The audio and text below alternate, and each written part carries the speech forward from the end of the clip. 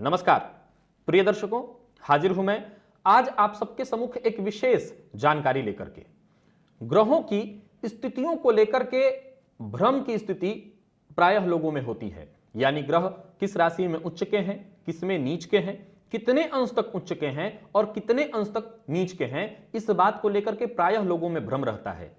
सो आज एक कार्यक्रम को लेकर के मैं हाजिर हुआ हूं जिसमें आपको मैं बताऊंगा कि ग्रह किस राशि में है तो और कितने अंश तक है तो उच्च का है, और किस राशि में है कितने अंश तक है तो नीच का है। सबसे पहले यह जान लीजिए कि ग्रह जिस राशि में उच्च के होते हैं उससे ठीक 7वीं राशि में वो ग्रह नीच का होता है। इसके बाद बुध एक ऐसा ग्रह है जो अपने ही घर में यानी कि कन्या राशि में उच्च का होता है और गुरु के घर यानी मीन राशि में नीच का होता है। यहां एक चार्ट आप बोर्ड पर देख रहे हैं, आइए इस पर मैं आपको समझा देता हूं कि कौन से ग्रह किस राशि में कितने अंश तक उच्च के हो रहे हैं और कितने अंश के तक वो नीच के हैं और इसके बाद वो सामान्य हो जाते हैं। आइए समझ लेते हैं इस चार्ट पर। सबसे पहले हम बात करेंगे ग्रहों के राजा सूर्य की। सूर्य मेष राशि में 10 अंश तक ही उच्च के होते हैं। इसके बाद यदि कुंडली में 10 अंश से ऊपर है, मान लीजिए आपकी कुंडली में 6 अंश, 7 अंश, 8 अंश, 9 अंश, 10 अंश तक का सूर्य है तो वो उच्च का प्रभाव देगा। लेकिन इसके बाद यानी 11 अंश, 12 अंश, इसके बाद अगर कुंडली में हो तो वो सामान्य सूर्य है, यानी कि अपने मित्र मंगल के घर में बैठा, सामान्य कह सकते हैं उच्च के घर में बैठा है। उसी तरह से तुला राशि में सूर्य 10 अंश तक ही नीच का प्रभाव देंगे, उसके बाद जो सूर्य है वो सामान्य प्रभाव देने वाला हो जाता है। उसी तरह चंद्रमा की बात करूं तो चंद्रमा वृषभ राशि में 3 अंश तक ही उच्च के होते हैं। इसके बाद वो वृश्चिक राशि में 3 अंश तक ही नीच के प्रभाव देते हैं, इसके बाद सामान्य चंद्रमा हो जाते हैं। अब बारी आती है मंगल की। मंगल मकर राशि में 28 अंश तक उच्च के होते हैं और ठीक उससे 7वीं राशि यानी कि कर्क राशि में चंद्रमा के घर में 28 अंश तक वो नीच का प्रभाव देते हैं। अब हम बात करते हैं बुध की। बुध एक ऐसा ग्रह है जो अपने ही घर में उच्च का प्रभाव देता है। तो बुध जो है कन्या राशि में 15 अंश तक उच्च का प्रभाव देता है और इसके बाद यानी 15 अंश के बाद यदि मान लीजिए कि आपकी कुंडली में बुध कन्या राशि में बैठा है, 15 अंश तक है तो उच्च का है। उसके बाद का जो बुध है वो स्वराशि का बुध माना जाएगा। उसी तरह से बुध अगर मीन राशि में आपकी कुंडली में 15 अंश के बाद का है यानी 15 अंश से ऊपर है तो वो नीच उसका पहले ही समाप्त हो गया, आप उसको सामान्य बुध मानिए। बात करते हैं गुरु की। तो गुरु कर्क राशि में 5 अंश तक ही उच्च का प्रभाव देते हैं और मकर राशि में 5 अंश तक ही नीच का प्रभाव देते हैं, इसके बाद वो सामान्य हो जाते हैं।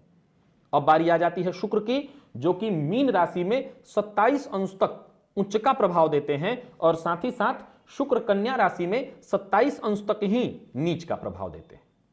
अब बारी शनि की, जो कि तुला राशि में 20 अंश तक उच्च का प्रभाव देते हैं और ठीक 7वीं राशि यानी मेष राशि में 20 अंश तक नीच का प्रभाव देते हैं। अब प्रिय दर्शकों, यहां पर राहु और केतु में थोड़े से भ्रम की स्थिति, मतांतर है, ऋषियों का मत अलग अलग है। यहां पर मेरे पास जो मत है वो मैं आपको बता देता हूं। कुछ जगहों पर राहु वृषभ राशि में उच्च और वृश्चिक में नीच के होते हैं, लेकिन मेरे पास जो मत मुझे प्राप्त है, राहु मिथुन राशि में 15 अंश तक उच्च के और ठीक उससे 7वीं राशि यानी धनु राशि में 15 अंश तक नीच के होते हैं। उसी तरह से बात करें अगर केतु की तो वो धनु राशि में 15 अंश तक ही उच्च के और ठीक उससे 7वीं राशि यानी मिथुन राशि में 15 अंश तक ही नीच के होते हैं।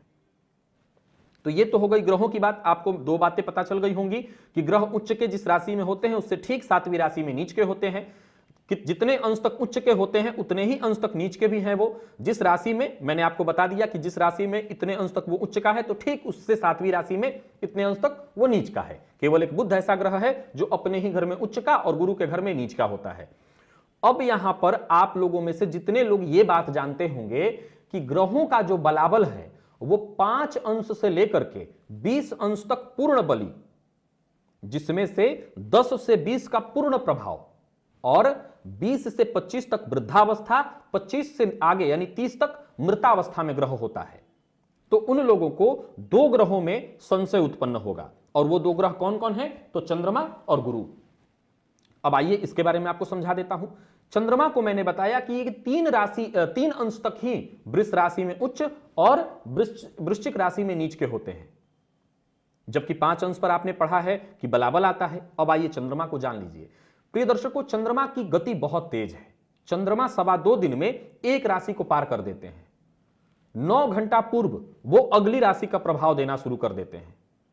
तो यहां पर अगर अगली राशि के करीब वो पहुंच रहे हैं, डिग्री में वो कम भी हैं, तो वो भी अपना उच्च का प्रभाव शुरू कर देते हैं। यानी कि 2 अंश 1 अंश में भी चंद्रमा पूर्ण प्रभावी होने लगता है।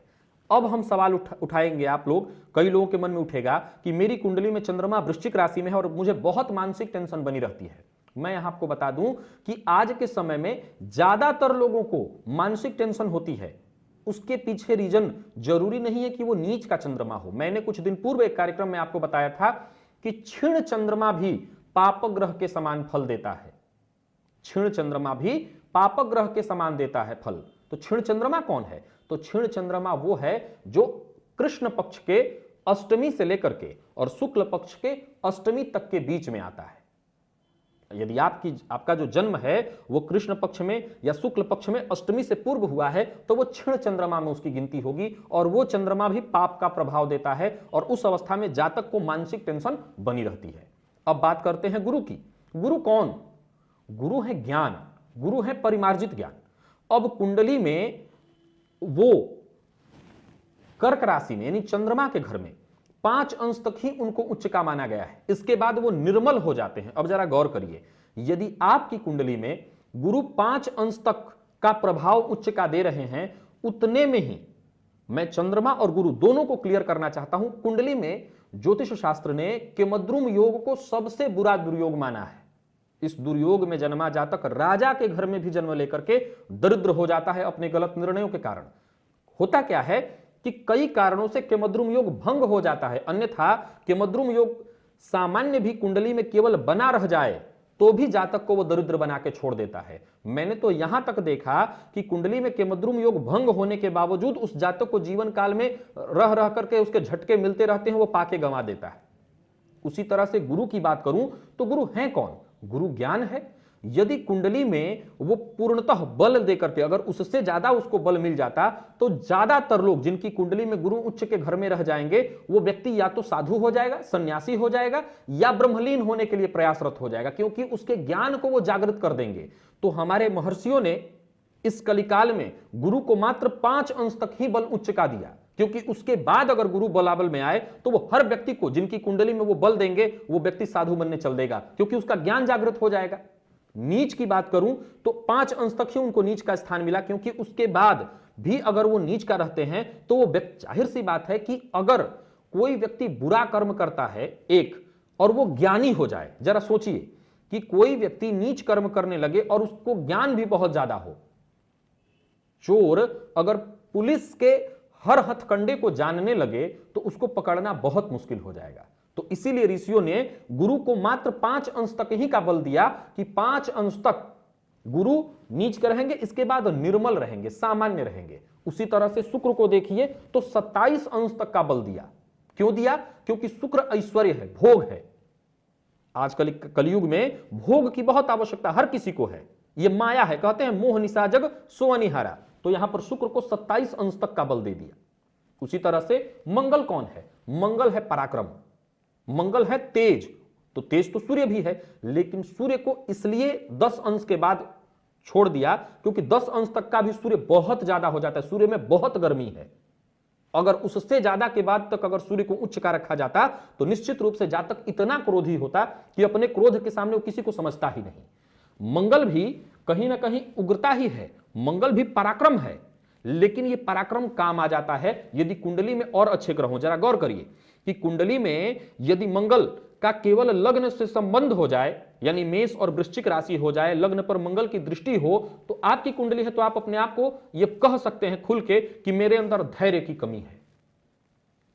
तो मंगल के पास ये होता है। अब कुंडली में बाकी ग्रह कमजोर हो जाए और मंगल के पास ही पूर्ण बलाबल हो जाए तो भी जातक कोई सही सफलता नहीं हासिल कर पाएगा, क्योंकि पराक्रम को दिशा देने वाला चाहिए। तो पराक्रम भी थोड़ा तो नहीं होना चाहिए, उस पराक्रम को दिशा देने वाला ग्रह बली होना चाहिए। तो पराक्रम 28 अंश तक, यानी जब तक वो मृत अवस्था में नहीं चला जाता। उसी तरह से वो नीच का भी हो रहा है तो 28 अंश तक ही नीच का हो रहा है। यहां पर यही देखना है कि जो ग्रह जितना उच्च हो रहा है उतना ही नीच हो रहा है। इसमें आप लोगों के मन में मैं जानता था कि दो ही ग्रहों में संशय आएगा, चंद्रमा और गुरु में। तो ये जान लीजिए कि गुरु यदि कुंडली में कर्क राशि में 5 अंश से ऊपर हैं तो गुरु वैसे ही बहुत बेहतर प्रभाव दे देंगे। ज्योतिष शास्त्र क्या कहता है? ज्योतिष शास्त्र कहता है कि केंद्रगत नीच का गुरु पापक ग्रहों से बेहतर फल देता है। केंद्रगत नीच का गुरु पापक ग्रह से बेहतर फल देता है। तो मैं आशा करता हूं कि आप लोगों के मन से यह संशय खत्म हो गया होगा। यदि आपकी कुंडली में कुछ इस तरह के ग्रह हैं और आप उनको नीच का मान के बैठे हैं और डिग्री उनकी अधिक है, तो इस बात को दिमाग से निकाल दीजिए, वो नीचत्व से बाहर है। आज के लिए बस इतना ही। यदि मन में कोई संशय हो तो कमेंट करके पूछ लीजिएगा। पुनः एक नए ज्ञान के साथ आप सबके सम्मुख हाजिर होऊंगा। तब तक के लिए इजाजत दीजिए। नमस्कार।